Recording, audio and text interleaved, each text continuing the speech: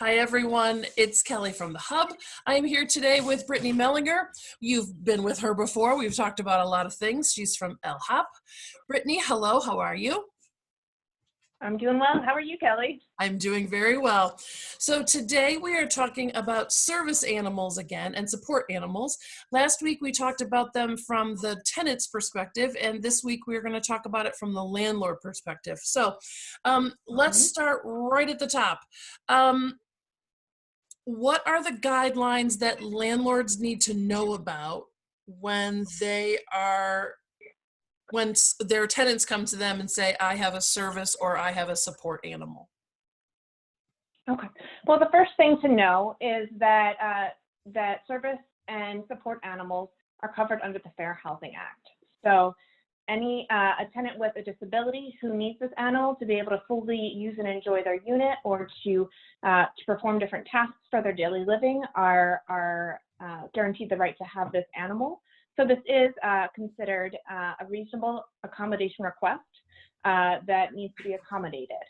So a reasonable accommodation is a change in policies or procedures that a person with a disability would need to have in order to be able to access their apartment and go about their daily lives. So we talked about it a little bit last week, but I'll do a brief recap. There are two basic types of animals. So there's the service animal, which is a dog who has been trained to perform specific functions for an individual with a disability. If you're blind, and then there's like a seeing eye dog. Yeah, like a seeing eye dog. Perfect. Mm-hmm, absolutely. But there's also dogs who can do other stuff, right? There's dogs who can like open drawers if you can't, or whatever, like sense your medical. Yep, there's dogs that can sense your blood sugar, things like that for individuals with disabilities that they've been trained to do that.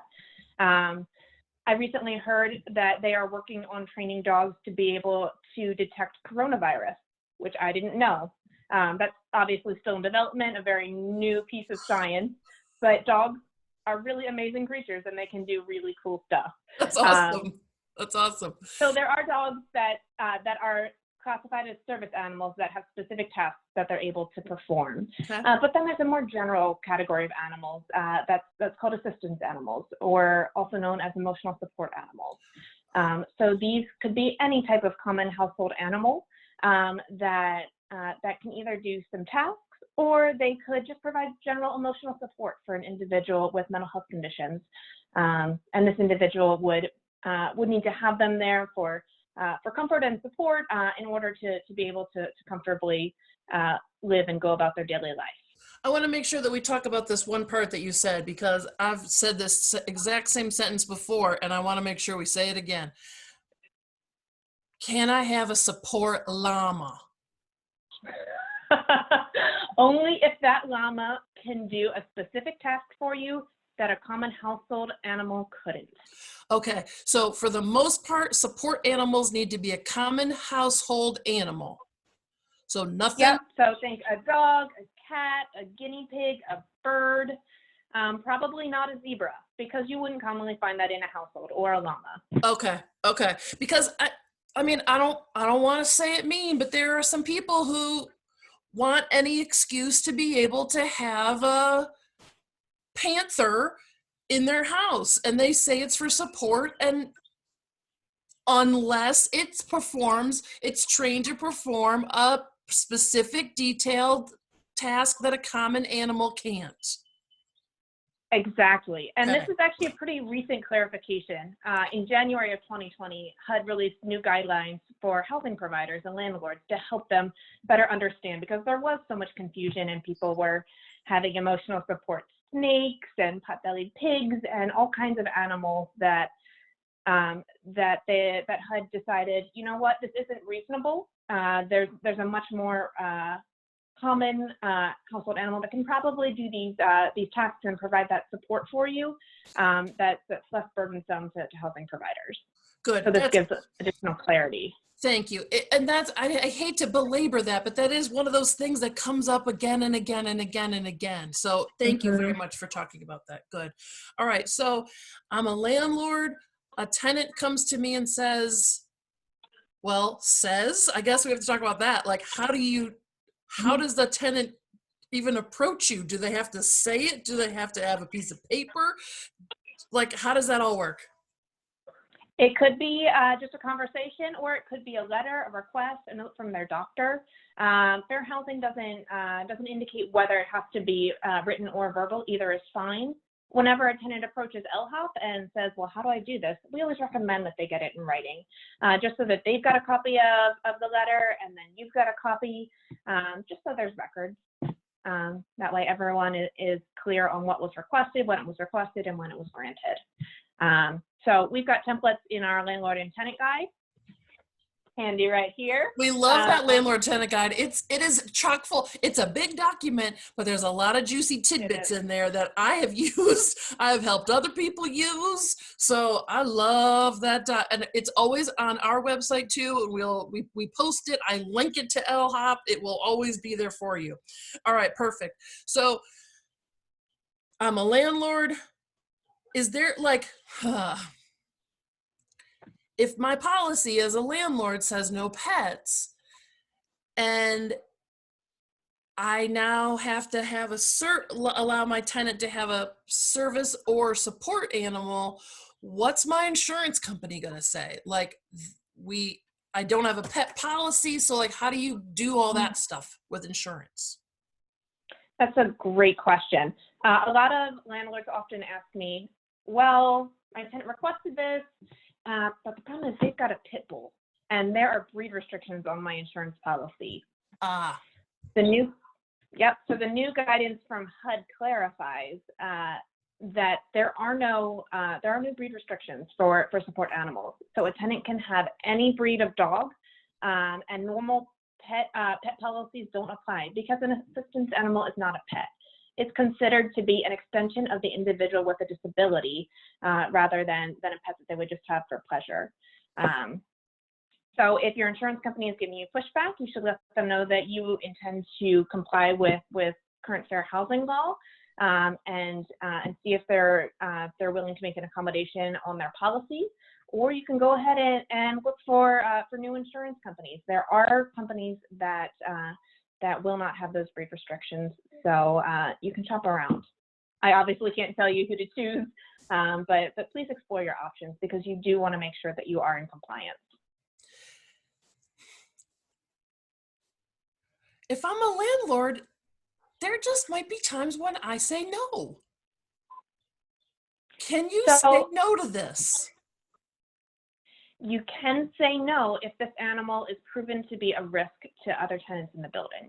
So if this animal has had a history of aggression, of attacks, things like that, and it's going to jeopardize the health and safety of your other tenants, then you can say no. But you can't say no based on assumptions about the breed of the animal. So you can't say, "Well, I know pit bulls, they're aggressive, so I'm afraid that this is jeopardizing the health and safety of my tenants." No, you need to prove that this specific animal does have that history. But other than that, it is your responsibility as a housing provider to grant this reasonable accommodation, because this is something that this tenant needs to be able to use this unit.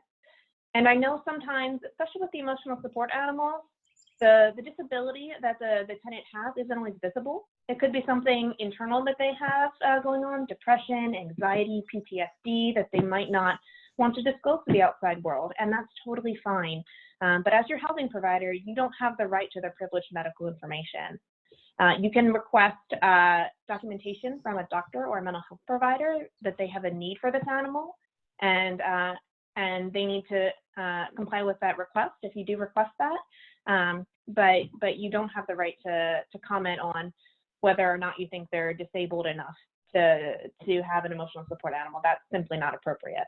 Thank you. I think that's a very important thing to clarify. I did want to ask you about so there's lots of kinds of rental properties. So some of the easiest ones I'm thinking about, you have an outside entrance to your unit. You don't have common areas for the rental property, so you don't really come in contact with other renters, or it's only a single unit. So those kinds of things might be a little different. Let's say you live in a larger building, or there's common spaces that people could share, and you want to bring, as a tenant, you want to bring your service or support animal to those common spaces. Can you?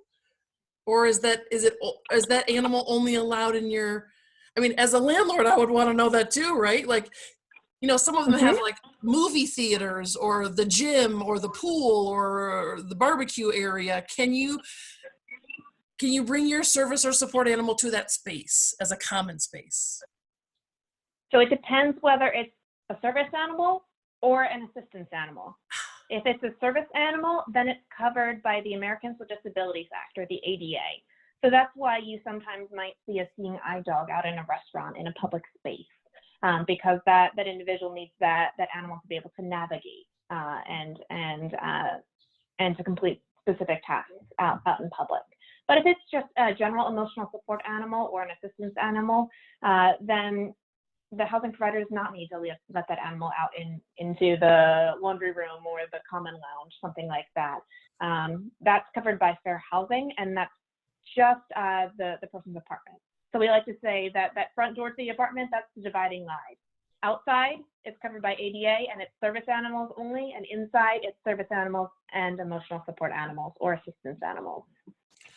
That really clears it up, because some of this stuff can be really complicated if you don't do it all day long. It can be really complicated. All right. Yeah, absolutely.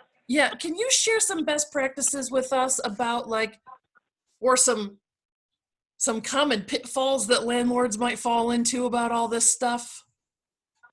Sure, absolutely. So you want to make sure that you're treating all of your tenants the same. So have an established practice on how you're going to handle these questions when you receive them. So that way you're asking every tenant that makes a reasonable accommodation request, you're treating them the same. So a lot of landlords and property managers will have a form that they're asking all of their tenants to fill out. You can do that. Or you can have the practice that you always just need a copy of the medical or mental health provider's note to have that on file. But just make sure that you've got that policy and that you've got your staff and contractors trained. So that way anyone that's associated with your rental business is acting in compliance. That's perfect, because if you have like a contractor or like a superintendent who does your maintenance all the time, that person has to be that person is acting on behalf of you as the landlord, so they have to be cool too. They have to know all the rules and regulations on how this stuff works. Yeah, absolutely.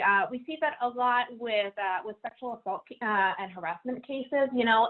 If your handyman that's coming in or your maintenance person comes in and acts in a way that creates an unfriendly housing environment or treats someone differently on the basis of sex, that reflects back on you as a landlord. So you want to make sure that you're working with folks that understand fair housing and are able to act in compliance. So if you ever want additional training, LHOP's here as a resource. We're here for both landlords and tenants. We can also answer specific questions as they come up. So feel free to reach out to me by email or by phone number, and I'll have Kelly provide that information in the post. That's awesome. Every time we do this, I learn more stuff, and it always reemphasizes the point that being a landlord is a business that you got to know a lot about, and being a good, responsible tenant, you got to pay attention. There are things you got to do. So that's wonderful. And thank you for supporting both sides equally. That's really like the most important thing ever. Awesome. Of course. Thanks for having me on, Kelly. Absolutely. See you next week. Bye. Bye.